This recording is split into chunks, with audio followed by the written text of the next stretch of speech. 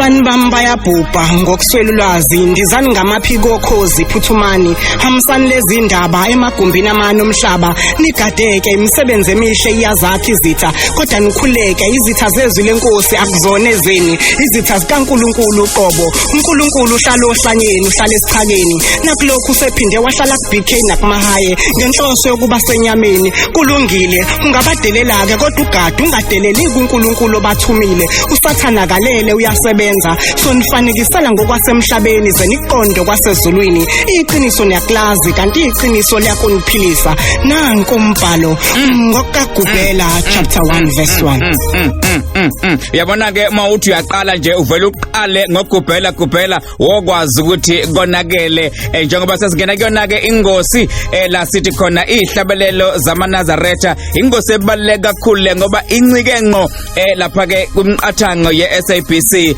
onguthi ke siyafundisa siyazisa futhi siyathokozisa abantu eNingizimu Afrika emhlabeni jikelele ingosi lasibheka khona izinto eziningi ezahlukahlukene ngenhloso yokwazisa ngenhloso yokufukula abantu ngolwazi ngoba abantu bayabhubha ngokuswela ulwazi usho njalo ugubhela emengena singena ngaye namhlanje kanti uDr Ngogi Mahayi njengenjwayelo usekhona lapha ke uzocwaninga imbhalo umthandazo wokuvuka dokotela sikubingelela angeke ubingelela amacingwane ekseni namhlanje usukeni olukhulu okuusuku lwesabatha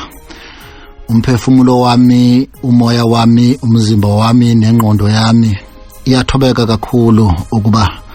sinikwe lelithuba uba siphathe izindaba ezinkulu ezingaphezulu kwethu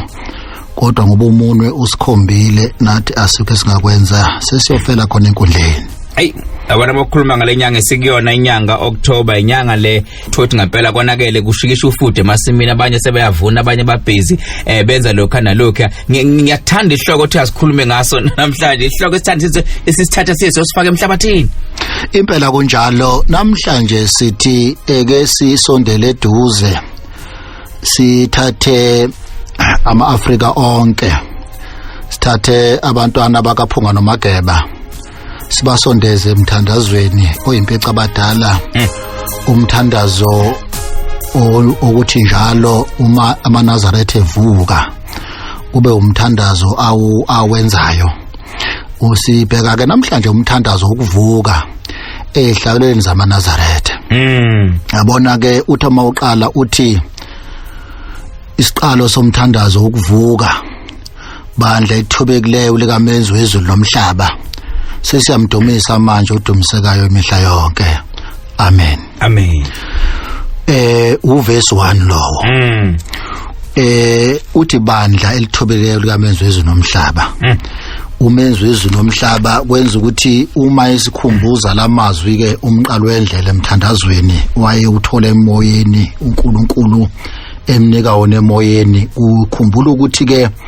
lo mhlaba esibona nakho kubalele basuqonde kahle ngoba sikumhlaba esiubiza ngeearth iplanet uearth sithi ke uma sicwaninga zonke izinto esingacwaninga sithola ukuthi ke singacishe sikalekisa ukuthi lo mhlaba waba khona eminyakeni e4,550,000 eminyaka edlule nokuphilayo kulomhlaba okunabuzelayo ekakhulukazi kusolwandle siyakuthola ukuthi kona kwabe sekuba khona emva kweminyaka e3,500,000 weminyaka kodwa ke umuntu yena uzabe khona emhlabeni the homo sapiens baqala uNkulunkulu wabadala eminyakeni e35,000 eyedlule kanti lokho okunye okwezilwanyana nje ezingenamgogodla kona kwase kukhona eminyakeni e550 weminyaka umhlaba uphila lwesikona esithi uearth ngakho ke kubalulekile uNkulunkulu wenza isimanga njengoba uShembe ekhuluma ethi bandla ethwele kamenzi wezulu nomhlaba lo mhlaba kusho ukuthi uNkulunkulu wawenza kuleminyaka edlule esengishilo nezintaba ezidumile umhlaba wonke ekuthiwa izintaba zeHimalaya zona eminyakeni u50 million edlule kuzakhandeka lezi zintaba ezijule kakhulu kusuka emhlabeni waseAsia kuyoshaya eIndia wabakhona ukuhlangana izintaba zahlangana zasebizwa ngeHimalaya. Ngakho ke umoya uya ku verse 19 kubo lo Umthandazo esikhuluma ngawo namhlanje uthi usinike ukukhuthala Nkosi Jehova emisebenzini yokusiphilisa. Ubuthongo bokuvilapha bungasembathi Nkosi Jehova. Usinike umoya ukukhuthala silime sihlakule silinde sikulimileyo nesihlakuleleyo. Zwanina amazwi emaAfrika ahlakaniphile amazwi asezulwini awungawona wethu ahamba afane exactly uma uyofunda incwadi yeZaga 6 ufunde incwadi yeZaga 6 ufunda amavesi ambalwa okungaba uverse 4 uverse 6 uverse 9 uverse 10 angazi noma isikhathi siyongishaya yini kodwa ke wengagcini ngokwabize kwengiwasho uthathini ukuze ke siqhathanise nalokho okusemthandazweni wokuvuka. Ngakho uma sithi uShembe ngubani impela lombuzo unzima ngoba nakho phela mawufunda iZaga 6 verse 4 uthi unganiki amehlo akho ubuthongo nezinkophe zakho kozela. Ebese tu verse 6 yana intuthwanini velandini ubone izindlela zayo zokuhlakanipha. Athi uverse 9 emacingwane uyakulala kuze kube nini velandini uyakuvuka nini ubuthongeni bakho na. Uyabona ke uma uverse 21 ezothi ningavilaphi uthi uShembe ningavilaphi isono ukuvilapha. Umuntu ovilaphayo ufana nenja ehlala ngokucela ukudla kubantu. SekuShembe kusho njalo. uShembe usho njalo umqalo wendlela. Uthi ekupheleni kwalomthandazo thabathi igeja ulime uzophela ngakho ungahambi ucela ukudla kubantu. Kodwa mawufunda iZaga 6 ofunda uverse 10 uthi ubuthongo obuncane ukozela okuncane ukusonga izandla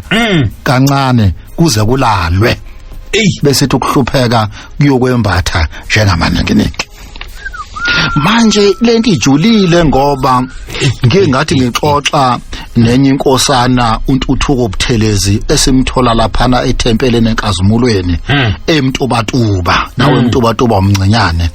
Uthi ke uShembe umqalo wendlela ubuyisela abantu endleleni yabo yasendulo yokuthi baziphilise ngokulima. Kulima kuyinto abantu base South Africa neAfrica as large ababeyithembile ukuze bakwazi ukusiphilisa amacengwane.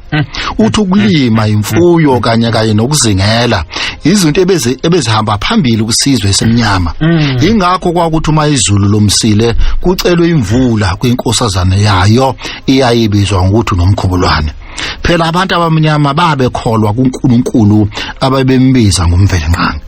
Amazwi lana eswanikwa inkosana uNtuthuko Buthelezi enkazimulweni eTempeleni eMtubatuba. Uzuthi emayiqhubeka ukufika kwabacindezeli ngisho into ayibhalele njobe njalo. The aim was to take over the land in black so that farming can be theirs. They came strategically so. Bafika umuntu omnyama bamfaka inkolo yabo kuqala. They arrived with settlers from Europe.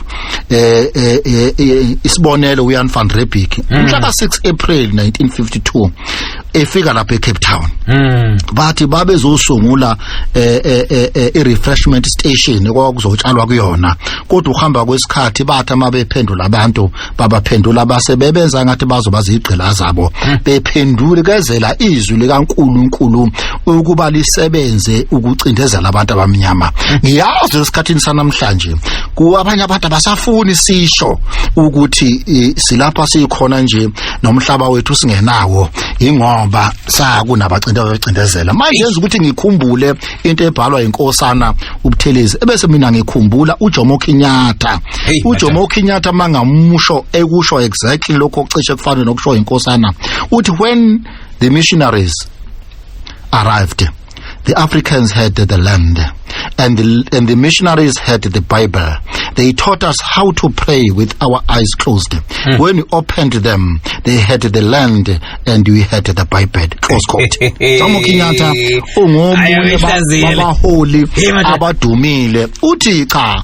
amasiqonda ngo akushoyo ngosisho akushoyo. Akushoyo ithina kusho imbhalo uthi nesicubungulayo. Ithi amayifika ama missionary lapha eAfrika thina sasinomhlaba. Wona eneBhayibheli. Basifundisa ukuthi amasikhuleka sokhuleka sicimezile. sesiwavula amehlo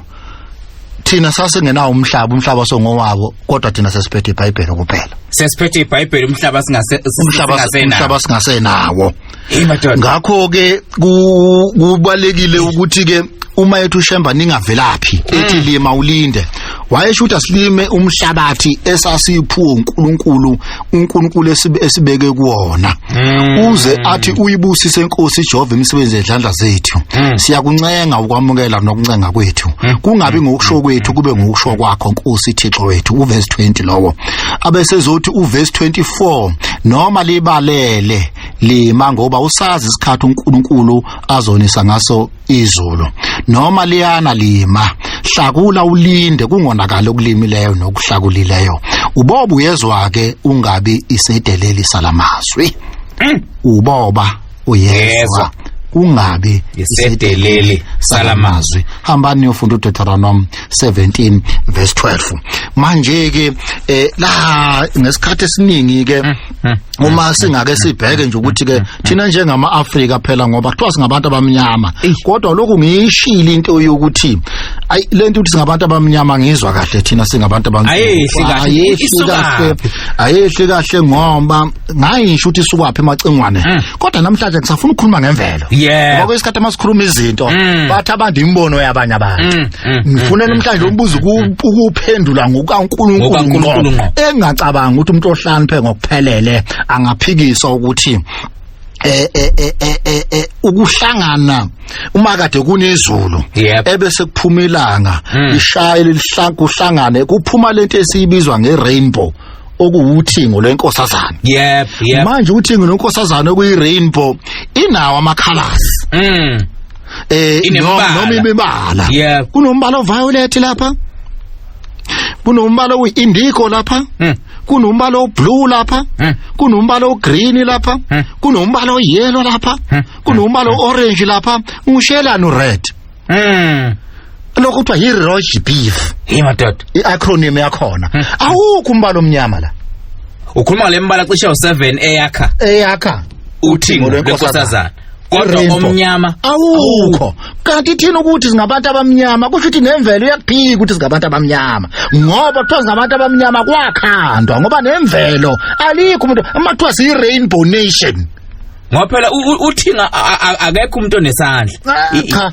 into ezenzakala nje ubuthi kuyingxenye yemvelo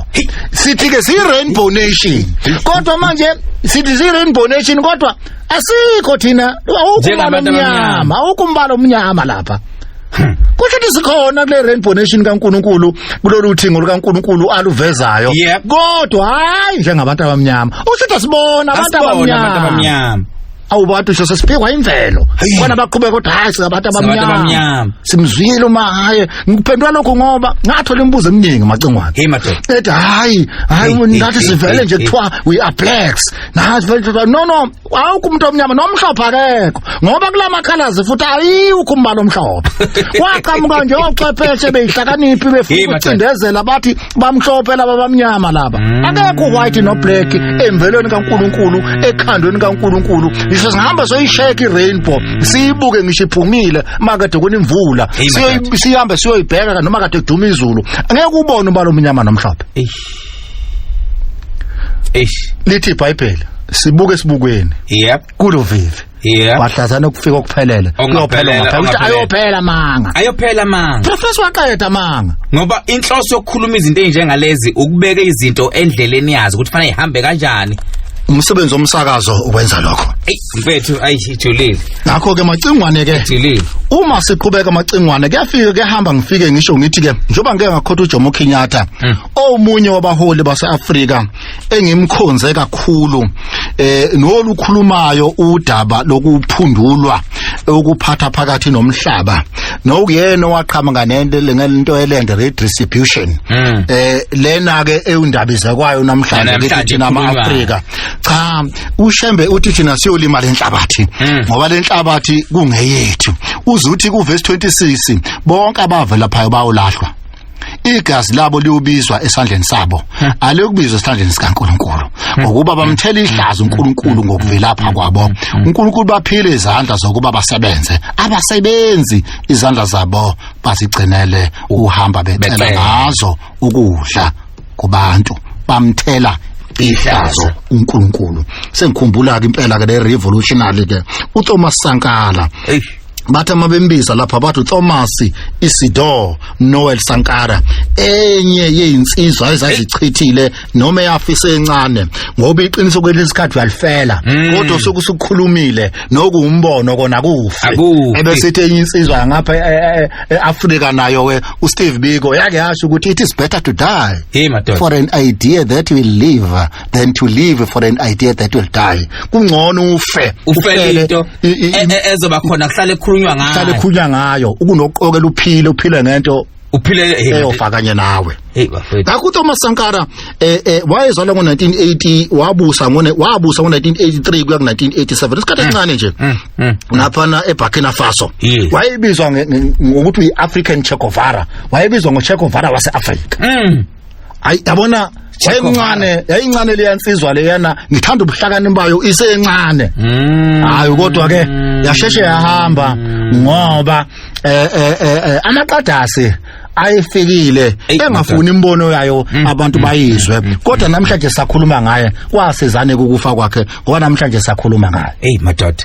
kusho ukuthi ke le idea ekhuluma ngayo Steve Biko namhlanje kusho ukuthi wafela into right ingakho ke masivundulula umthandazo wesabatha kaShembe ujulile macingwane khona lapha khona macingwane athi khona usinike izinhliziyo sokugcina imithetho yakho ngale mini usivuse ngayo ebuthongweni bese ngenamandla ukuzivukela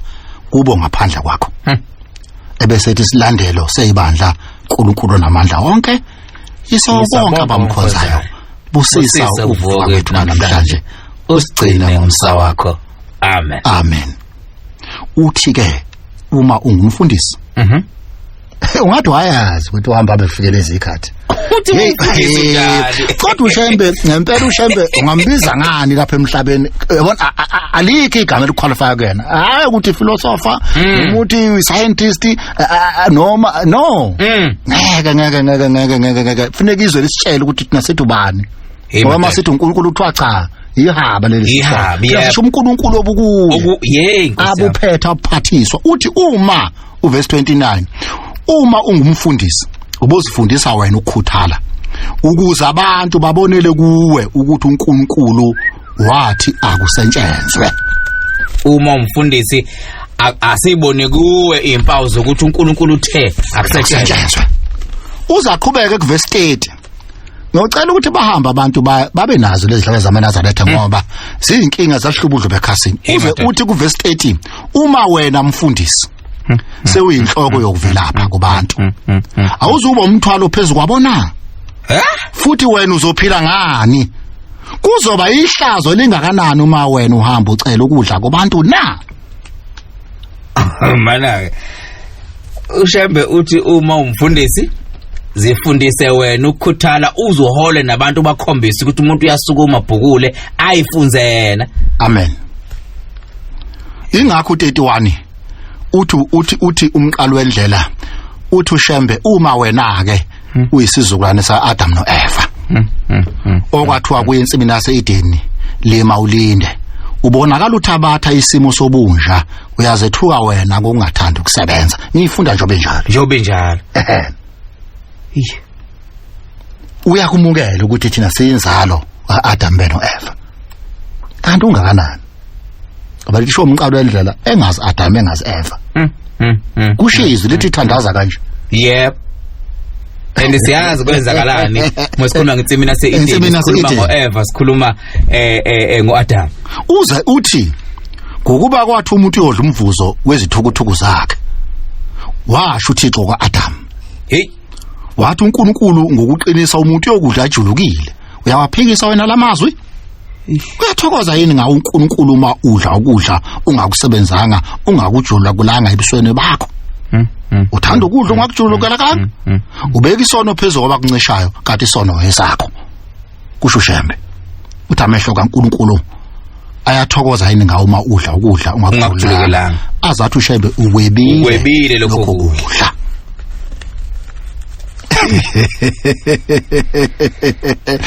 uzathi verse 40 uzothi uNkulunkulu ulanjiswe yini nazi izandla zakho nje owathi uNkulunkulu waAdam le mawulindi uphumule ngosuku lwesikhombisa insuku ezithupha yakusebenza zonke ungalephuli ebese ngene isilandela uNkulunkulu onamandla onke isawubonga abamkhonzayo busisa uvuka kwethu namhlanje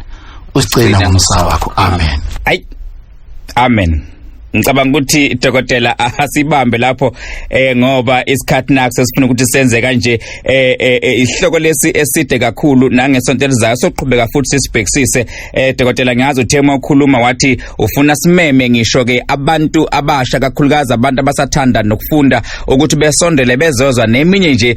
imkhakha abangayithatha mesikhuluma ke ngeagriculture nokubaleka kweagriculture uShembe ekhuluma indaba enkulu ekhuluma ngemsebenzi yezandla khuluma ngokukhuthala kanti mawubheka nembhalo futhi njengoba defunda udokotela iyakuveza ukuthi yani entuthwaneni vilandini bheka nje ngoba mawukhuluma ngawo lo mthandazo esikhuluma ngawo kumthandazo wokuvuka uyathola ukuthi noma eBhayibhelini lo mthandazo wokuvuka ukhona ngoba uba ngehora leshagalolunye njalo phakathi nensuku mawuyobheka izenzo 3 verse 1 uyathola uPetro kanjalo noJohane kuthiwa bakhuphukela endlini yokukhuleka ngehora leshagalolunye bese ubheka uShembe mezohamba emhlabeni uthi enobheka isikhathi umphefumulo wami ozophuma ngaso bese leso sikhathi leso umphefumulo wami ozophuma ngaso nobese ningena endlini nisonte iyona ndlela enongikhumbula ngayo nami ngiyonikhumbula isikhathi aphuma ngaso umphefumulo wakhe kwaba yiro futhi ihora leshagalolunye leli livela lapha kwizenzo 3 verse 1 so ke angazi mhlambe ngifuse ke sizwe abantu kumbe uhlobo lembuzo esike sayithola noma ngeke siyiphendule namhlanje dokotela ngiyakubona ufuna ukugcuma uhlale kuyona cha kuze kube yileli yasonto ngoba leli esiyakulola mhla 31 sobeke siqedela le ndaba esikhuluma ngayo ethinta ke umthandazo wokuvuka nezolimo ake sizwe nje eminye imibuzo ethe yavela ngicela ukubuza ukuthi inkonzo yakwaTata uShembe ianda kwephi inansika ireligion cause xa kuthiwa ungumprofeti wakwantu ngicabanga ukuthi mina kuzawuthi angeke uthi the Bible says uzawuthi umoya uthi cause awuziphethanga ophethwe zizithunywa zakini ezizikwambulelayo so mawuzorefera ngabaprofeti bakwesinye isizwe ngomlando abanye abantu bakwesinye isizwe kutheni wena makuthiwa ungumAfrika ungumprofeti waseAfrika like ungakhulumi ngabaprofeti bala kwesizwe sakho otata uNansika otata uCredo Muthwa otata uNansika otata uShaka Zulu ukhulume ngabo BK ake ngibuze la dokotela ukuthi thina esingamabandla esilandela ukuya emasontweni ngesonto sinomthelela yini mhlambe ezimeni ezithile ezenzekayo ngesimo sezulu. Ngiyakubingelela BK siyabonga kakhulu ngohlelo lwakho luyasikhanyisela yabona mina BK ngingumKristu uShembe bengingakholelwa uwo futhi ngisakhula impela thina sikhule ngakithi vele nje mina ngingawu-understand uShembe ukuthi uyini kodwa njengamanje ngiyawu-understand futhi ngiyawubona ukuthi emthethweni ebekiwe uNkulunkulu wethu uShembe uyayigcina imithetho ebekwe uNkulunkulu engathi nathi ke maKristu singazama ukuyigcina njengalana nje BK la endabeni yokuthi usuku lesikhombisa yiluphi mina sekungicacile ukuthi nje umuntu lokho nje enhlanhlatha nje usuku lesikhombisa yilolo lwesabatha ngoba thina futhi maKristu mangabe celebrate uGood Friday siye sithi ekseni ngesonto sisho sithi uvukile njengoba iBhayibheli lisho lithi uvuke ngosuku lokuqala lweviki so manje sisho kanjani ukuthi sithi Sunday iyisabatha cha isabatha bakwethu Saturday iSunday usuku lokuqala lweviki BK siyabonga kakhulu mfowethu umpumelo wamasikane enkandla endaweni yaseThuma ngilight Dobsonville Spur Village ngokuhlala angibonge ekuthunywami sawona BK Ngiyabonga kakhulu ngengosi yakho namhlanje. Kodwa khona okungixakayo la ngalisabatha. Kuyavela embhalweni lapho khona kuthiwa uJesu wabhabhadisa umuntu wathi makathabathe uhlaka lakhe ahamba yosebenza. Ngicabanga ukuthi ingakho ke namanje kwashintshwa sekuthiwa ngasetshenzwa ngalisabatha kodwa kuyakhonjwa nangenkonzo. Manje ibifika isilahle lapho ukuthi kungani isabatha, kungani sisabathe ngalo sineziluthe kubeni isonto kuyilo usuku esikhonza ngalo. Manje ngiyacabanga lento yohlala njalo ehlukahlukana ngoba ngokwenkolo eziningi sazi ukuthi sikhonza ngenkonzo, ngemigqibelo senze okuhlukile sisabathe. Kodwa hayi ngiyabonga kusolwazi wakaShembe, hayi usihlaziyele ngendlela enhle le ndida yimuthuli emfundo phaka. Yabona ke eminye imibuzo le esithe sayithola njengoba kade sicelile ngesonto edlule futhi nayo ke siyikha phezulu kanti ungakhohlwa ke ngomhla ka7 November sobe siyiphendula ke lembuzo ebuzwe abantu. Kodwa kuma sesivala ke ingosi yethu sivala kamnandi ngoba sikhuluma ngomhlaba ngempeleni ngomthandazo wokuvuka, sivala ngamaNazaretha ehlabelela ehuba umthandazo wokuvuka bathi vuka nathi so